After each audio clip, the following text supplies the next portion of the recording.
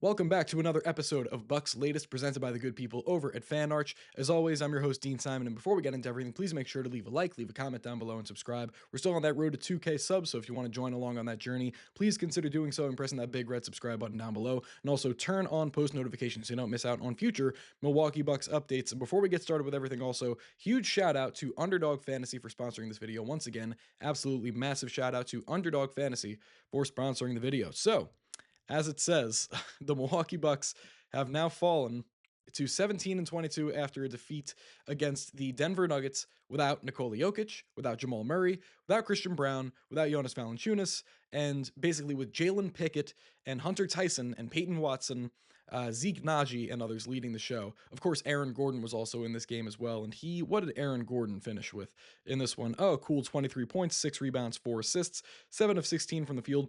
Tim Hardaway Jr. towards in the first half, but then also in the fourth quarter, once the Bucks started to kind of get back close again and get things going, he just turned into Ray Allen. He finished with 25 points, 2 rebounds, 2 steals, 8 of 12 from the field, 5 of 9 on threes.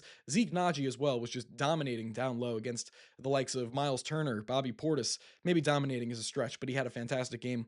14 points, 10 boards.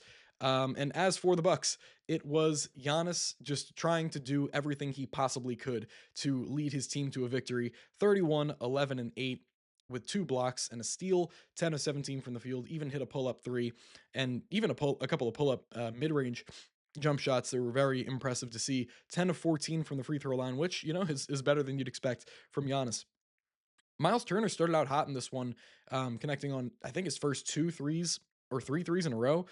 16 points, 5 boards, no blocks, though. I feel like maybe it's a little bit of a problem when Ryan Rollins and Kevin Porter Jr. have more blocks than Miles Turner. But anyways, this was an absolute masterclass from the Denver Nuggets B, C. You could even go as far down as D team. Because man, this was they just played harder. They just wanted it more. They rotated better defensively, and specifically on that point for the Bucks defense, seemed like they were just completely out of it after a phenomenal way to close their game against the Los Angeles Lakers, that 105-101 win with not just Giannis poking the ball out of LeBron's hands and just playing stellar defense, but the entire team came together. The rotations were crisp. Seemed like the communication was on point. But in this game, the ability to get over screens while chasing around Tim Hardaway Jr. just seemed to be non-existent, or at least the will to try and get around those kinds of screens, non-existent. Though I think guys like AJ Green played pretty inspired defense against the likes of Aaron Gordon, where, of course, AG is just a complete matchup nightmare because no one is as big and as agile as him. And that combination really frustrated Bucks defenders as well in this one, especially with his shot making. Aaron Gordon's development as a jump shooter is just absolutely incredible. And, again, it gave the Bucks fits tonight. Also, got to say that this was maybe the worst game possible to have Kevin Porter Jr. and Ryan Rollins go a combined, what is that, 5 for 26 from the field and 1 for 11 from three. Yeah, really bad time to have that happen. KPJ finished with just 10 points, 7 assists, 9 boards. I say just 10 points, 7 assists, 9 boards, but that also coupled with 4 turnovers, a couple really ugly ones in the first quarter. And then, of course, could not hit a shot all night, 4 of 17 from the field. Kyle Kuzma, also 11.6 boards, 5 of 13 from the field. Where would the Bucks have been without Bobby Portis in this game? Another masterful 14-point, only 2 rebounds though for Bobby Portis, but the scoring efficiency was exactly what the Bucks needed in the first and second quarters to try and just keep even with this Nuggets team. And it was just absolutely phenomenal. The Nuggets 3-point shooting, and again, just their stick to itiveness felt like they were again more crisp with the rotations, felt like they wanted it more, and they were just communicating so much better. And Peyton Watson really took over for large stretches of this game, and he's a guy for the Nuggets that, he's already made a boatload of money with that deal that he signed as a restricted free agent, and he's sure to make a ton more. Or actually, no, did he not sign a deal with the Nuggets? I forget if he did or not. Kind of just want to fact check that really quick because I think, he was one of the guys that was eligible to sign kind of that rookie scale max extension, but maybe he didn't. Maybe he was one of the guys that kind of got, left out of those kinds of conversations. Yeah, no, he didn't actually sign the rookie max extension, but maybe making a case that he's going to be worth a ton of money, especially with the way that he was attacking off the dribble and getting downhill. Speaking of, felt like the Bucks' perimeter defense was just completely non-existent, especially going against the Nuggets pick and roll, where it was Bruce Brown or Peyton Watson at the top, running the pick and roll, acting as the point guard, as the floor general in that spot, and these guys, these Bucks defenders, made Bruce Brown look like Steve Nash, or made him look like whoever can just get to the basket with no regard for human life. Bruce Brown was attacking constantly, and just the penetration, even though Bruce Brown shot 1 for 7 on the game, his penetration, getting to the rim, drawing fouls, getting to the free throw line, knocking down 5 of 6 free throws, which, by the way, the Nuggets shot 24 of 31 from the free throw line in this one. There was just no resistance at all on the perimeter for Bucks defenders, and that was a massive problem. Again, going against the likes of Jalen Pickett and Hunter Tyson and Spencer Jones, who was getting as many wide open 3-point looks as he could manage in this one. It was just an uninspired game, and this is really not what you like to see after, again, that massive game against the Lakers, where you thought maybe momentum was going to be shifting back to the Bucks side. And this is something that I saw on X, Twitter, if you'd like to call it X. But Sam Quinn from CBS, he just let a tweet go that I thought was really something. And just thinking about things in totality, when you think about the amount of horrible losses that the Bucks have had this year, it's been really something to see. Sam Quinn's post on X said, "Really impressive collection of losses for a Bucks team that's ostensibly trying to win now. Home to the Kings by 45 to the Nets. Charlotte with no LaMelo or Miller. Twice to the Wizards. Now this tonight against Denver's D team." And it certainly was Denver's D team. Where do you go after a game like this? Because I'm struggling to find uh, answers, I guess, as to how the Bucks can come back after a game like this, where it really, to me, was just a question of effort, and that it felt like, obviously you'll have the usual guys like Ryan Rollins, even though he shot terribly, which we'll get into. He was still very active defensively. Of course, his hands, he was, tying up a lot of guys under the basket for Denver, including guys like Aaron Gordon, who were just flying to the rim with no mercy. He was getting hands on balls underneath, causing, what looked to be somewhat of, jump ball esque plays. And he was just very active defensively overall. But the fight with this team was just non-existent. And I bet you if I look at the rebound totals, it would indicate some of the same. Actually, no, the Bucks only got beat on the boards by 1, which is absolutely remarkable to me. I don't know how that took place. Honestly, I feel bad for Giannis in this category here, because he just did everything possible that he could. In the third quarter, the Bucks, their defense actually was inspired, and they actually did come out to play. But halfway through the third quarter, they didn't allow the Nuggets to make a field goal. I should mention, by the way, for the first six and a half minutes of the third quarter, and it was something I had never seen before. The Nuggets failed to make a field goal for the first 6.5 minutes of the third, but then they ended up leading after the third quarter by 12, which is just absolutely remarkable. You don't see that. But again, it was just Peyton Watson and guys like Bruce Brown attacking, getting downhill, going berserk. And that happened once Giannis checked out of the game, and his back to the basket, hand under the ball, kind of like a semi carry, but he's getting ready to throw the skip pass to whoever is open on the 3-point line.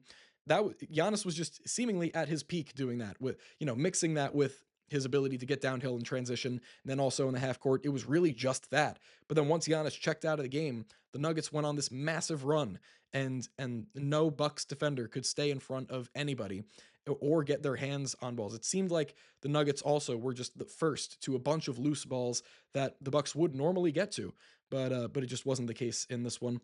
And you really question where this team is going to go after a loss like this, where it just seemed like a lot of guys on the court were dejected, that the effort wasn't there.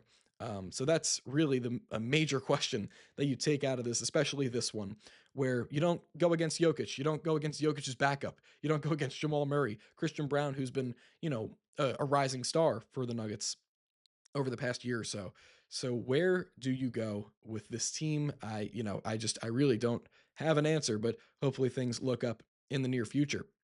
Anyways, fast breaks, buzzer beaters, and block parties are back, and Underdog is the best place to get in on all the action. Playing on Underdog is easy. Just pick whether your favorite players will go higher or lower on stats like points, rebounds, steals, and more.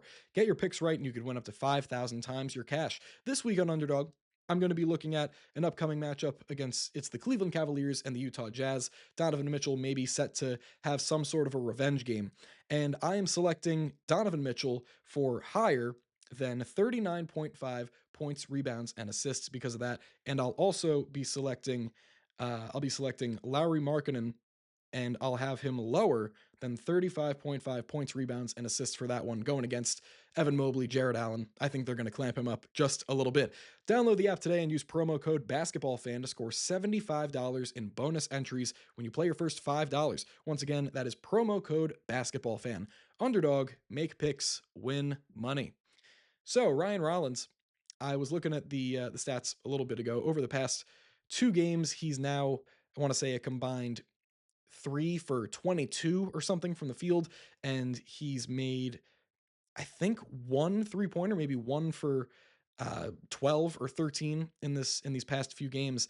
And I don't really think anything major is going on with Ryan Rollins. I just think that he looks a little bit flat, maybe isn't the right word, but he's not getting as much elevation, I kind of noticed, on his jump shots than he has in recent games. And I wonder if this is to do with a mental kind of thing where after the incredible start that he had without Kevin Porter Jr. in the lineup, and then KPJ comes back, demands a lot more touches. Maybe Ryan Rollins isn't transitioning back to that just mainly catch and shoot operation that he was going for in all of last year essentially, because Ryan Rollins got so used to being a ball dominant character for this Bucks team that now when you're asking him to just stand in the corner and catch those whip passes from Giannis and just put up catch and shoot threes, maybe it's kind of messing with him a little bit. Again, I don't think that it's something that is really a major cause for concern. Like, has Ryan Rollins lost his step or anything? But just in terms of the 3 point looks, I feel like that's mainly what it is for me. It's just that he's not getting enough, um, I don't know, of a boost with his legs under him on his 3 point jumpers. But attacking the basket, I feel like he's still, for all intents and purposes, I think he looks under control. Maybe he's just kind of second guessing where he wants to go with the ball once he gets that close. Because what KPJ has done since coming back is really making it a point to hit Giannis on those pick and rolls in very creative ways. And I feel like maybe Ryan Rollins is trying to pick up from that kind of benchmark that KPJ is setting, and he's trying to get a little bit too fancy with certain drives. But other than that, I think it's just he's getting to the rim with a little bit too much of a head of steam, and that really could be all it is again. And I think maybe, like, it's got to be mental, at least from my perspective. The jump shooting, I think, is 100% mental, and attacking the rim, for that case, it's just, maybe trying to do too much of a good thing where we know how explosive he is getting to the rim. Maybe he's better served, just trying to focus on those finishes instead of worrying about who is cutting and whether Giannis is standing wide open under the basket. Because Ryan Rollins was thriving early this year when he was just, again, getting to that rim with a full head of steam and not really, having concern for anything else going on. So Ryan Rollins, I think I just wanted to be a little bit more unapologetic, I guess, a little bit more confident in his drives. And the 3 point shooting will come around. I am fully confident of that, especially as we head into All Star break, at least by the time we get to All Star break, expecting that jump shot to come back around totally for Ryan Rollins. So end of the line here, don't really think it's a major cause of concern, but of course you would have liked him to contribute more than going 1 for 9 from the field offensively and 0 for 5 from three. If he hits a couple of more threes, maybe the Bucks, gain a little bit more momentum, have a little bit more continuity on offense, and it leads to a desperately needed victory that they ultimately did not end up getting. And it won't get any easier because the Minnesota Timberwolves, Anthony Edwards, and that deep rotation, and Rudy Gobert, four-time Defensive Player of the Year, Jaden McDaniels on the wing, Julius Randle, they're up next. And over the past couple of games for the Timberwolves, number one, they have shot up the standings. They're now number four in the Western Conference, and I really think that it's been their depth, even though they have guys like, Rob Dillingham, who, rarely sees the floor, like Terrence Shannon and all these kinds of guys. It's mainly just been Dante DiVincenzo and Nas Reed, of course, former sixth man of the year. Um, in their most recent game against the Cleveland Cavaliers, he lit them up for 23 points, 9 of 12 from the field. And I really just don't think that the Bucks are going to have a counter for a guy like Nas Reed specifically. Of course, no one's really going to be able to stay in front of Ant, and staying with Julius Randle out on the perimeter is going to be a struggle. A guy like Jaden McDaniels too, even is making guys pay, or making teams pay, I should say, with his 3-point shooting as of late. It's going to be definitely a tough one, but if there's anything that the Bucks can maybe pride themselves on going into this game, it's that they can potentially make Rudy Gobert look foolish with Miles Turner on the offensive end, especially with how hot he started off this game against the Nuggets. If he becomes a real 3-point shooting threat from the beginning, Rudy Gobert might be, essentially taken out of the game, because we've seen it in the past, especially in high leverage playoff settings for the Timberwolves, where guys like Terrence Mann, because he's knocking down the three in previous years, Rudy Gobert is essentially unplayable in the postseason. If Miles Turner can take Rudy Gobert out of the paint, hit a couple of threes, and render him unplayable, then I feel like the Bucks are going to have a lot easier of a time, especially with Giannis attacking the rim like how he does, and maybe a guy like Ryan Rollins again getting to the rim in a more unapologetic fashion. I feel like that's really, I don't want to say the Bucks' only hope, but if that were to come to fruition, I feel like that would be one of the only ways that they could actually get this thing done. And with guys like AJ Green and Gary Trent Jr., KPJ going to be set to go up against Anthony Edwards. I feel like Ant is just going to have too much of a quick first step against those guys, especially Gary Trent Jr., who in this past game, by the way, I should have mentioned that he was just getting blown by the likes of Bruce Brown, by Jalen Pickett, just to no end. So hoping that Ant takes it a little bit easier on this reeling Bucks squad. But anyways, that'll be it for me today. Thank you very much for tuning into another episode of Bucks Latest, presented by the good people over at FanArch. As always, I've been your host, Dean Simon, and before you go, leave that like, leave that comment, and subscribe, and turn on those post notifications so you don't miss out on future Milwaukee Bucks updates. Once again, massive shout out to Underdog Fantasy for sponsoring this episode, and I will see you guys in the next one. Go Bucks.